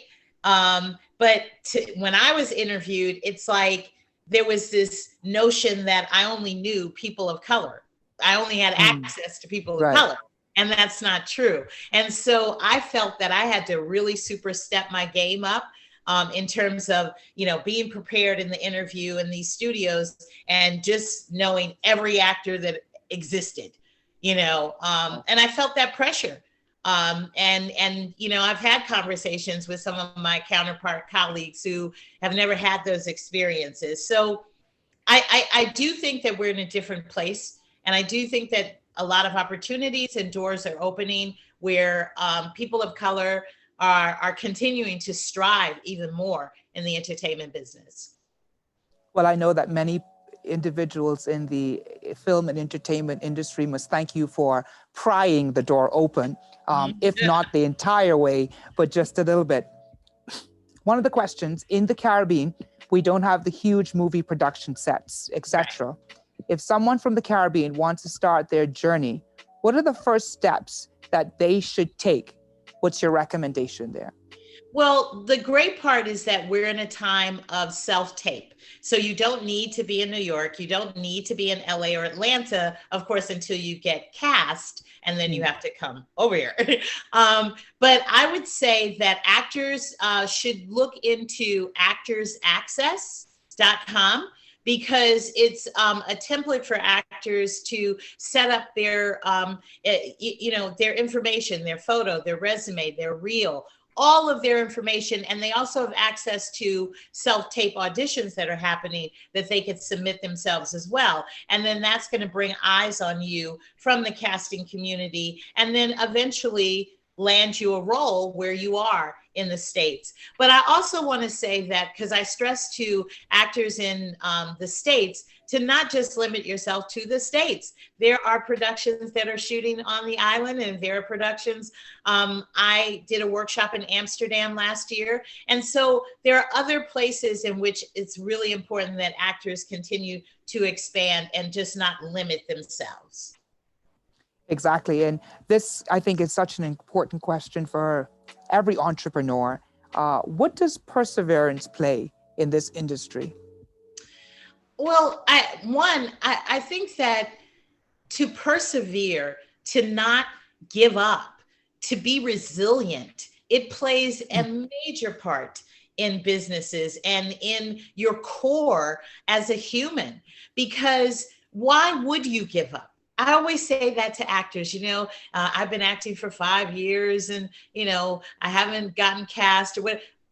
This is a business where as an actor, you continue to grow and expand in your craft. So to persevere, to see that light at the end of the tunnel, and then to see yourself get that role, be cast, and achieve the goal in which you started, it is so inspiring and it is so empowering to yourself. There is no reason to give up in anything that you do.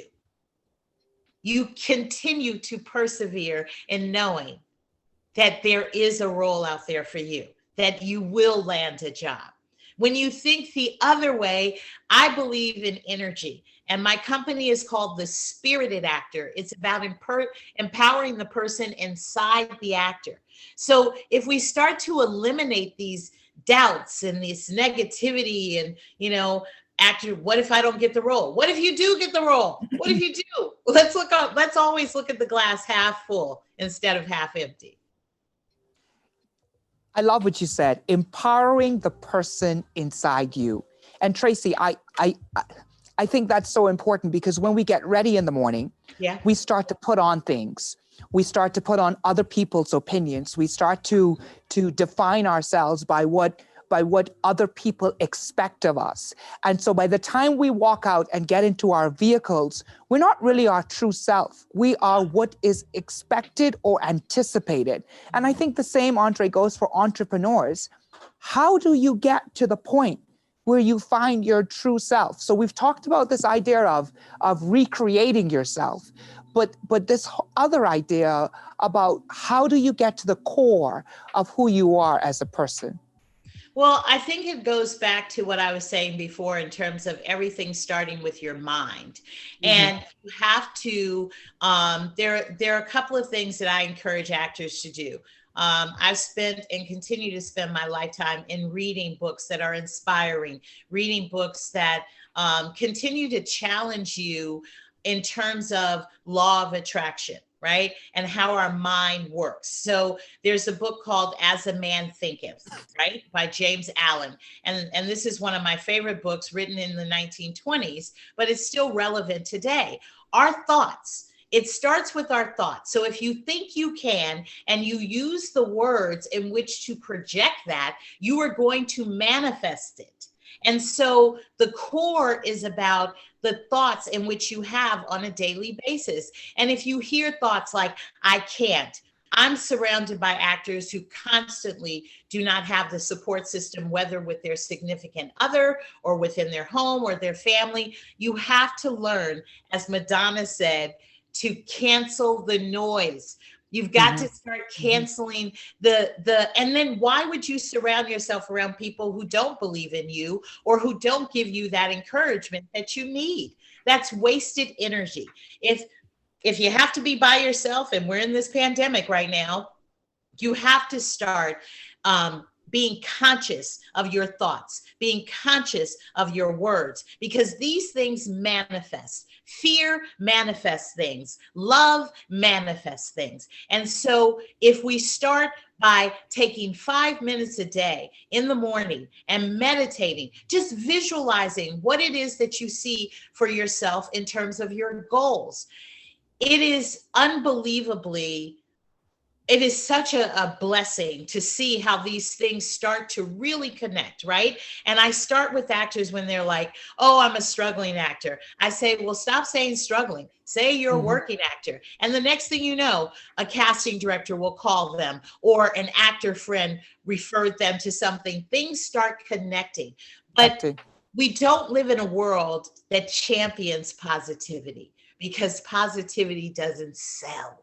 Although I feel like we're slowly moving into this new age and we're slowly moving into these things, these are the basic things that can just help us as human beings to start to focus and own our own paths. But it really starts with getting your mind right and knowing that you can be, do, or have anything that you choose to. It's about how you consciously think it and how you speak it into the world. So Tracy, we have our colleagues from Jamaica, Barbados, Trinidad and Tobago, and so many different countries represented in this virtual space. And one of these questions I think hits home to all of these countries. As a Caribbean native, we have strong accents. Is there a market for this? Or would we have to change our accents in order to get a job? That's a great question.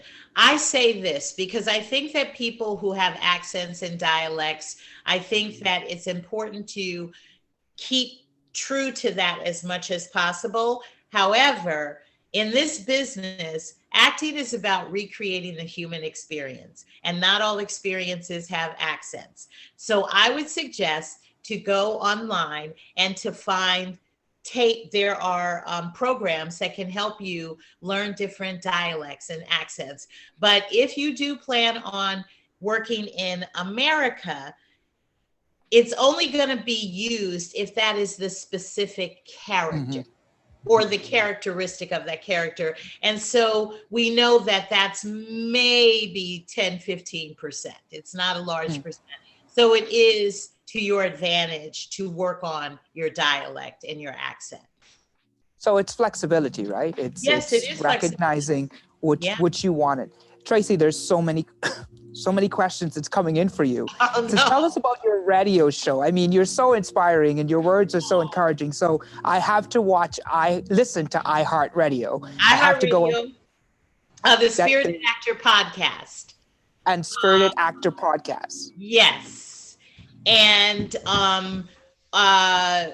it's on Tuesdays. So every Tuesday we have new shows. And I really wanted to reach actors, worldwide. I really wanted to reach actors from a point of just interviewing some of the top actors in this entertainment business and understanding their journey. It's important that we learn from each other and we share these journeys, because that it's a great feeling and comfort in knowing that you're not alone. And you don't have this experience alone.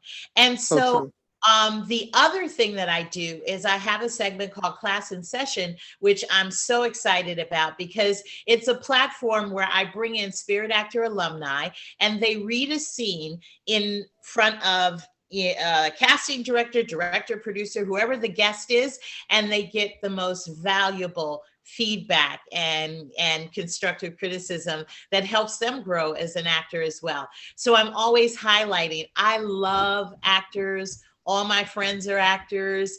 And so I've always had this sort of warm, fuzzy feeling of wanting to champion actors and provide as many opportunities as I can for them to live their dream.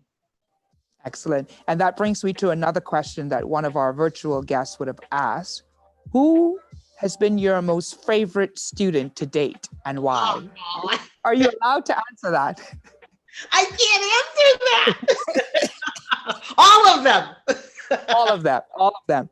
They all bring something different to the table. And, just as much as people come to me, I feel really blessed that the Spirit brings people from my experience as well. Exactly. How can someone get their movie script to be seen? Any advice, direction on that?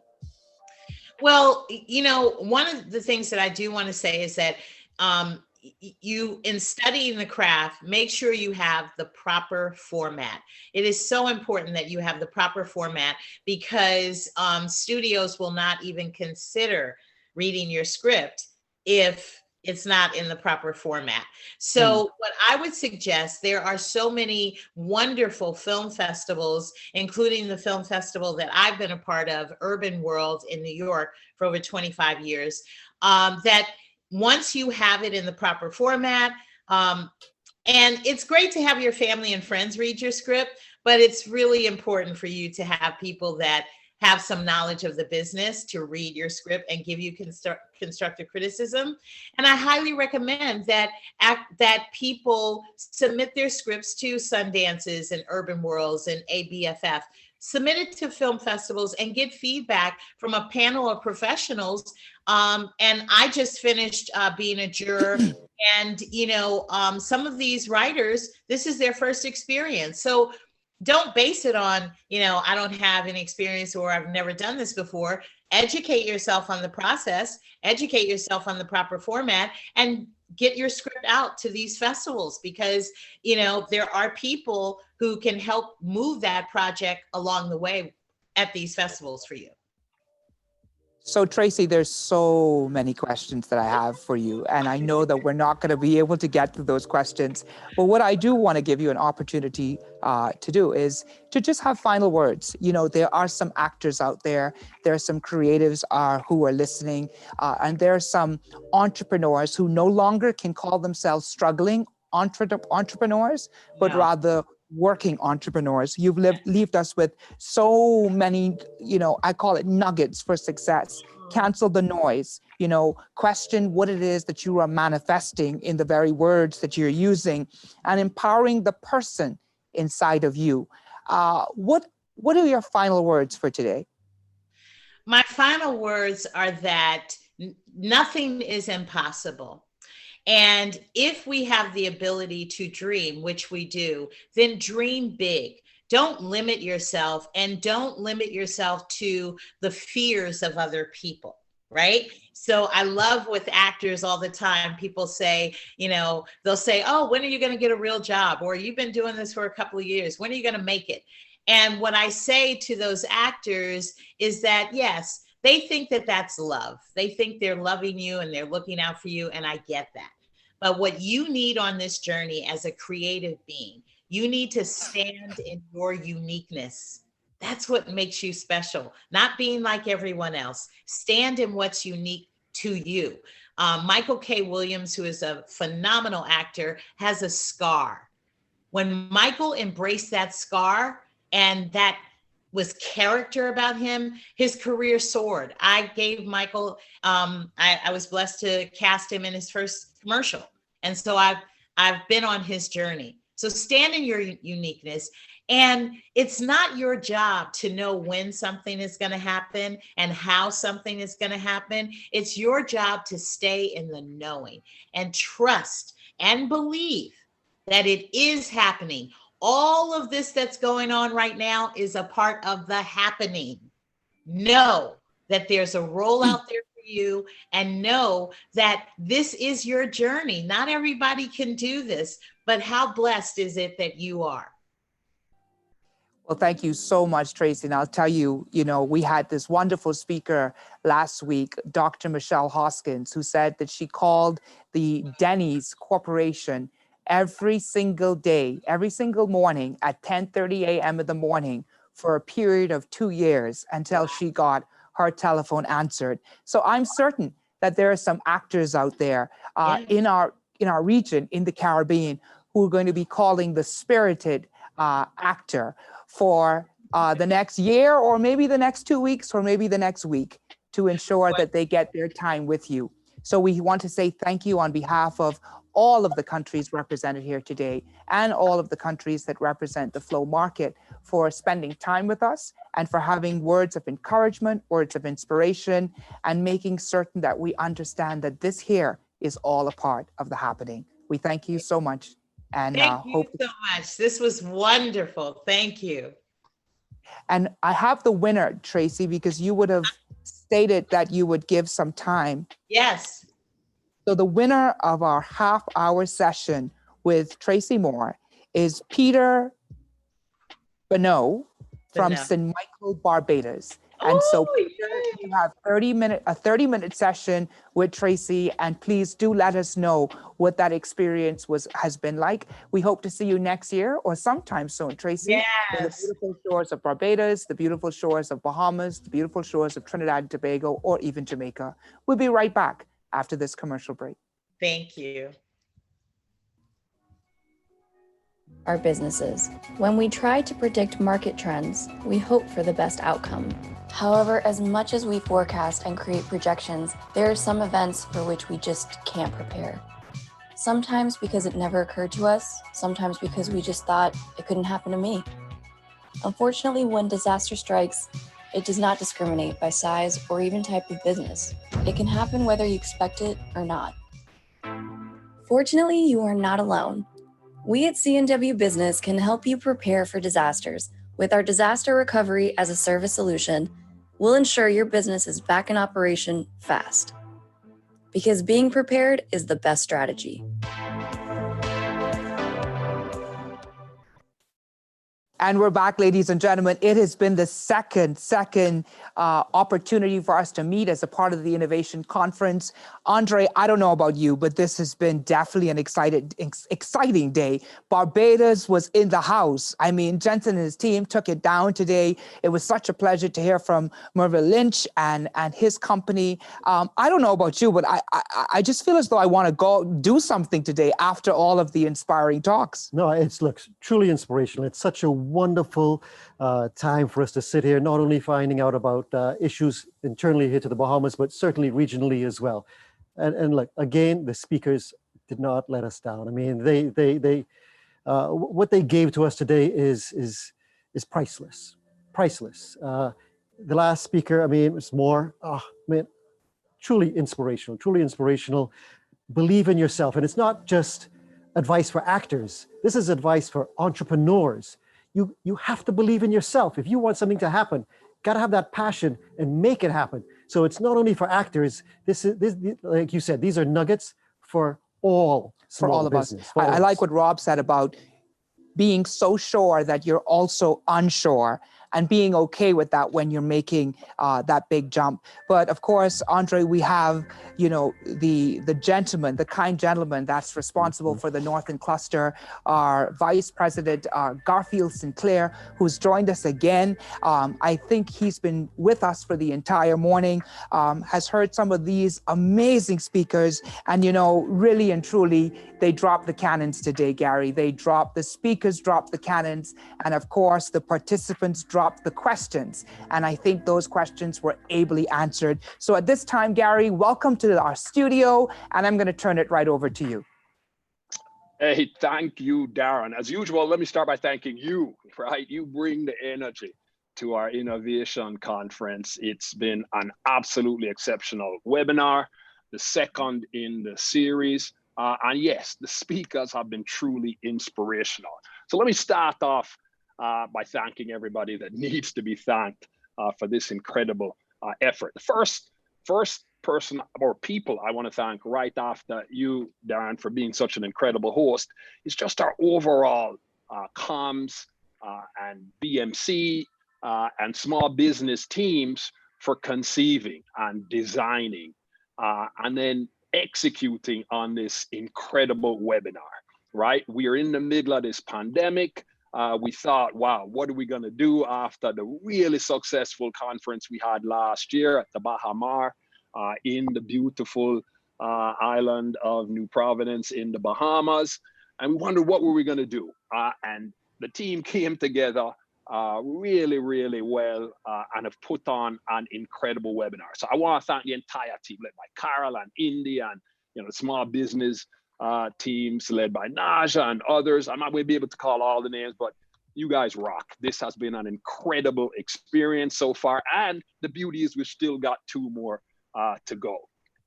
So thanks a zillion for that. And obviously, ably led by Andre Knowles sitting there, I'm sure beaming with pride because this has just been an incredible experience. Look, I want to thank obviously all of our small business customers who are tuning in and hopefully getting all of the nuggets of both inspiration and ideas and kernels of innovation that they can apply to their businesses and to their just lives in general, right? So really want to thank our small business customers. We're your partners and we intend to be there with you every step of the way, in and out side of crises like the one we're in now. And then let me go to our team members from Barbados, Jensen Sylvester. I can't say enough about Jensen, really solid operator, a B2B specialist. Really want to thank him for his contribution today. It was hugely valued. I'm sure Vanessa out of Curacao, thanks a zillion Really appreciated your contribution as well. I'm just hoping that our small business listeners and just everybody who was listening in got the kind of enlightenment that a lot of us get from listening to some of these great speakers. And we're even going to get better as the weeks go by. So we still have 2 more to go. Then let's get to our guests, right? I mean, we just ended up with Tracy Moore. What an inspiration, right? Yeah. And in a business that's totally outside of what you might expect, right? I mean, I know everybody at the InKnowVation conference didn't expect us to be able to deliver on the potential for getting into Hollywood, right? And acting. And Tracy just, I think knocked it out of the park with her inspirational ideas, her own story, and her experiences of helping other people in the entertainment industry on a worldwide scale, right? Not on a small scale, but on a global scale, get into the business. I want to thank Robert Morgan as well for his advice and tips. Just really inspirational stuff. Also like to thank Mervel Lynch, our small business customer out of Barbados. Thank you. And Kellyanne Smith-Huber from the Bahamas as well.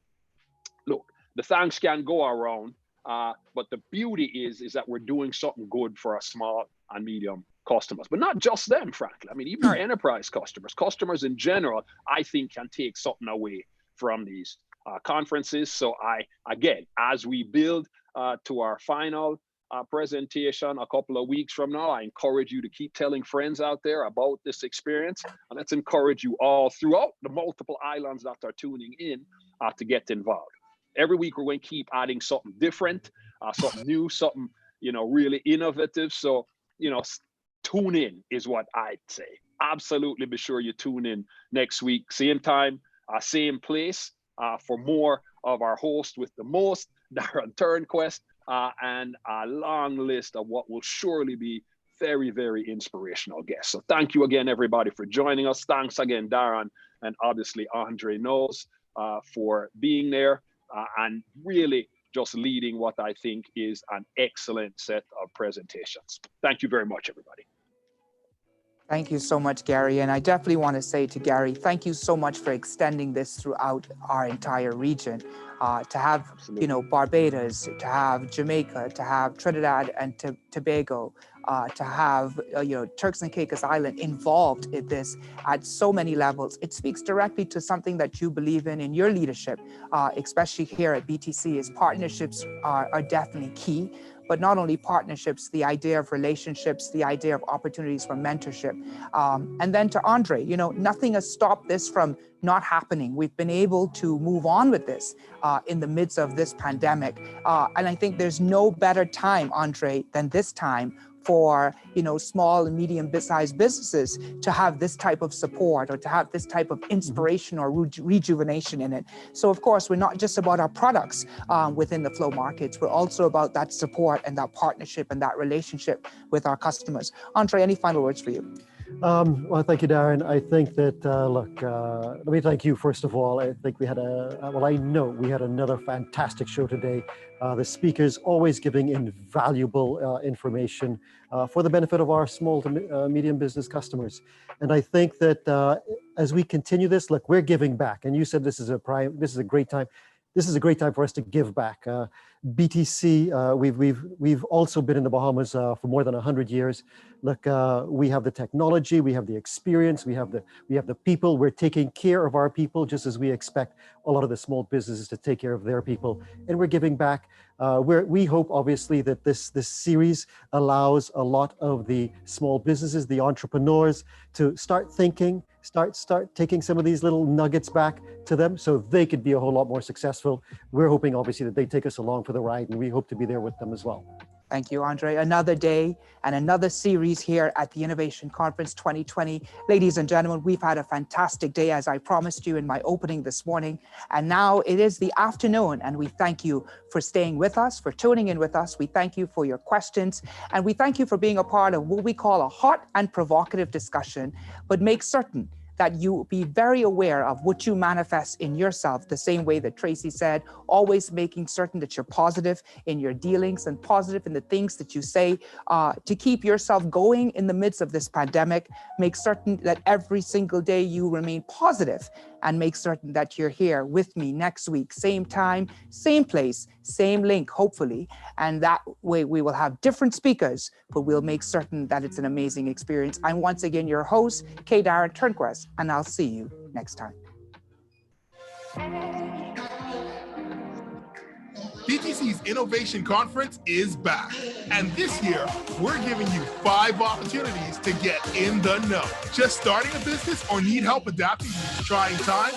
Then join us every Friday during the month of October from 10 to noon, where we will be live online helping you discover new ideas and solutions from local and international experts to help you get your business moving despite the new normal. Register for free at btcbahamas.com/innovation conference. During every broadcast, there will be chances to win exclusive prizes that will push your business forward. We can't wait to share with you.